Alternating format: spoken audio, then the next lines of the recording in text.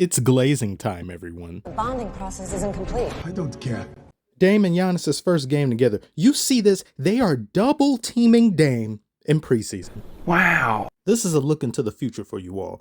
If the double team comes, he dishes it to Giannis. Why Giannis was given so much space in the first place, I don't understand.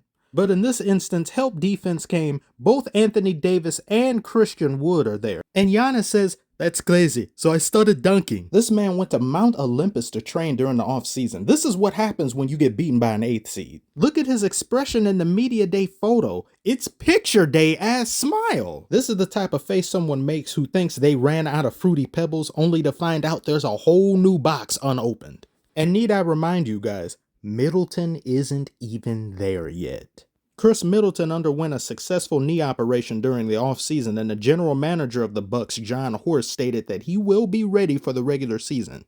This was Dame's first game, and I believe he shot 3 for 10. Not a particularly great shooting night, but we got to get the kinks worked out. We got to get the rust off. We got to get used to the formations and playing alongside each other. But look at that right there. Can we see that? Look at this. Giannis can cover so much ground so quickly. Dame finds him. Russell can't do nothing to stop Giannis. An easy 2 points.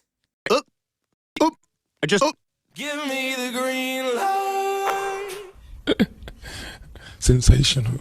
The Bucks have never had this type of offensive capability. Giannis was always the primary engine. He could dish it to many different shooters on the team in case he was ever double teamed or had a wall in front of him. But as we've seen in some previous series, that was always a key way in which you can shut Giannis down or eventually tire him out, having to shoulder all of the offensive burden a lot of times. But now he doesn't have that issue. He can conserve more strength and energy into offense, prioritize whether he wants to expend more of that on defense or just go crazy offensively. And as good as he is no longer going to be at the very top of the list in terms of defensive assignments other teams have to worry about, any opposition that they face, because that's how dangerous and deadly Dame is.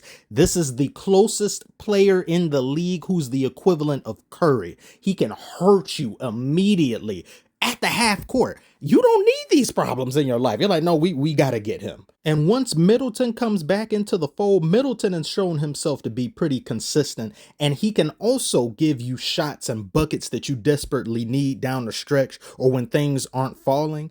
So you got 3 of them to worry about, as well as Brook Lopez, as well as Portis, as well as just the rest of the bench when they come out in the second unit. You have someone in Giannis who could potentially play the entire game. Dame can also do this if necessary.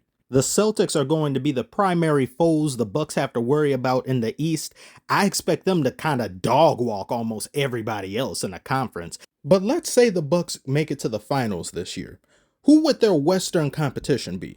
Any team other than the Nuggets, I believe, is going to struggle against them. The Lakers, you expect LeBron to play every single minute of the entire game at his age, and Davis to hold up strong enough in order to be able to weather that storm?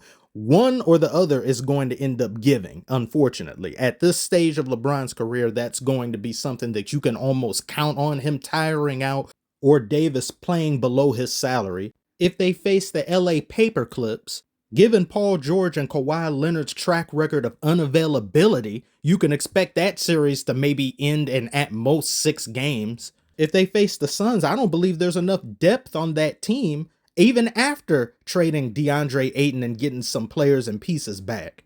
Kevin Durant is basically injury prone now somewhat, and Devin Booker, there's something about Devin Booker. I don't see him as dependable enough. He's almost like a Western Conference version of Jason Tatum with a far bigger invisibility stat multiplier to go along with him seemingly disappearing. And Bradley Beal, while looking solid, I don't think he's going to be able to cover up the deficiencies if 1 or 2 of these things happen with either Kevin Durant or Devin Booker. And then you've got other teams like the Warriors, who they're at a massive size disadvantage if they go up against the Milwaukee Bucks. And I think that it would be somewhat of a repeat last year with the Lakers, but potentially a lot worse because you have a far better duo to me in this current state and time than Davis and LeBron are at this age. And you've got the Sacramento Kings, who have looked better and better, but I don't know if they're ready yet to go this far, if they could even make it that far. You've got a lot of question marks on a lot of these teams. And the Bucks are just too sound. Like, I can't really think of any scenario that they lose a 7-game series that doesn't involve injury, and either Dame or Giannis having a completely abysmal series where just nothing is working, just playing doo-doo the entirety. And I think most people would be more confident in betting that they wouldn't have something like that transpire to them, as opposed to a lot of other top talent players in the NBA. They're not as sus as them.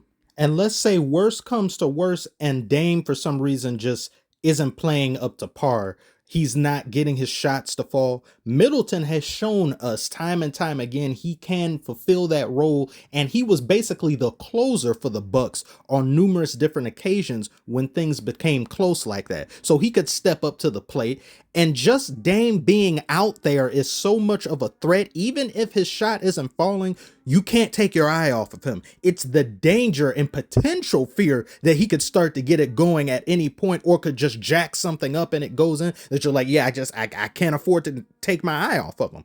This team is so dangerous. It's unbelievably dangerous. I know in some previous videos, I have been putting them so far ahead of many other teams and saying they're the favorite to win or they're the best duo, and somewhat being a little bit disingenuous to Jokic and Murray. But I've never not said that they weren't the people to beat, and I still believe they are.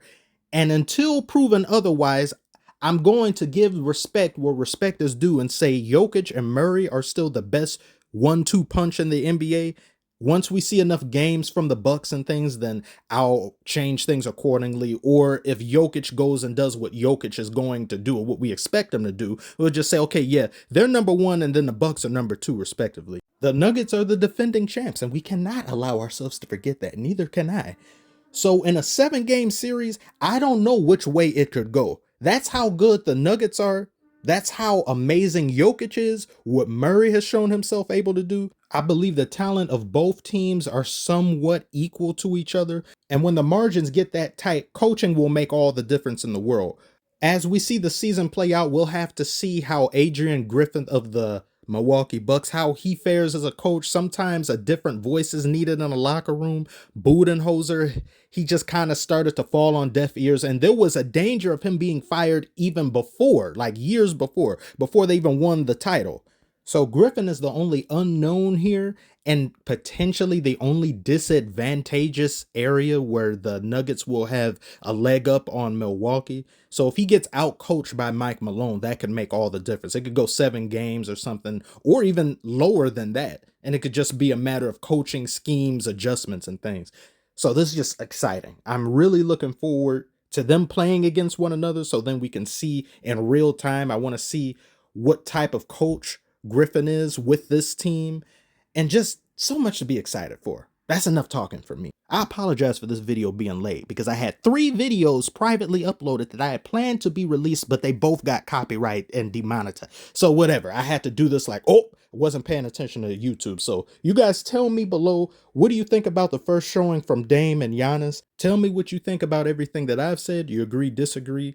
Like, comment, and subscribe if you're new. And I thank you so much for watching, and I will see you all tomorrow.